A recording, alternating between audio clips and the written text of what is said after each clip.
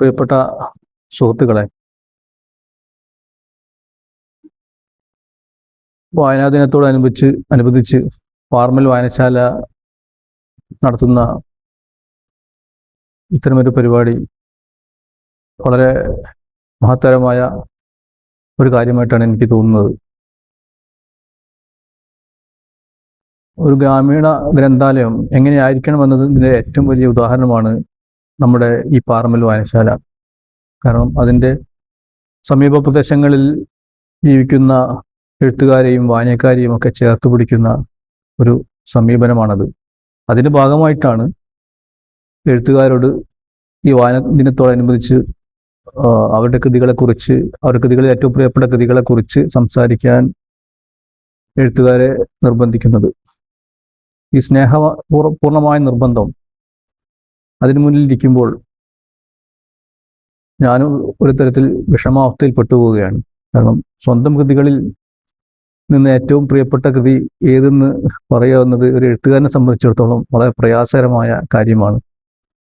പലരും പറഞ്ഞിട്ടുള്ളതുപോലെ സ്വന്തം മക്കളിൽ ഏത് മകളാണ് പ്രിയപ്പെട്ടത് എന്ന് പറയുന്നത് പോലുള്ള ഒരവസ്ഥയാണത്. എങ്കിലും നമുക്ക് ഈ ചോദ്യത്തെ ഒന്ന് കൺവേർട്ട് ചെയ്ത് നോക്കാം. കൃതികളിൽ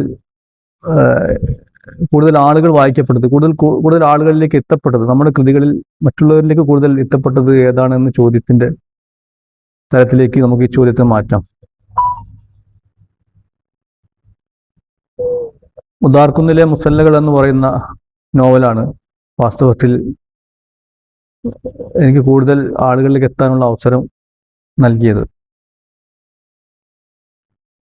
അതിന് 2 പുരസ്കാരങ്ങൾ ലഭിക്കുകയും നല്ല റിവ്യൂസൊക്കെ കിട്ടുകയൊക്കെ ചെയ്തു. മലയാളത്തിലെ ഒരു പ്രശസ്തമായ ആനുകാലികത്തിൽ അത് ഖണ്ഡശ പ്രസിദ്ധീകരിച്ചു വരികയൊക്കെ ചെയ്തു. അത് ഒരു എന്ന് പറയുന്ന ഒരു ചെറിയ സാങ്കല്പിക ഗ്രാമത്തിന്റെ കഥയിലൂടെയാണ് ആ നോവൽ വികസിക്കുന്നത്. അത് യഥാർത്ഥത്തിൽ ഒരു ഗ്രാമീണ കഥയല്ല, അത് ഒരു ചരിത്രത്തിന്റെ ചരിത്ര സംഭവങ്ങളുടെ പശ്ചാത്തലത്തിൽ എഴുതപ്പെട്ട ഒരു സംഗതി കൂടിയാണ്.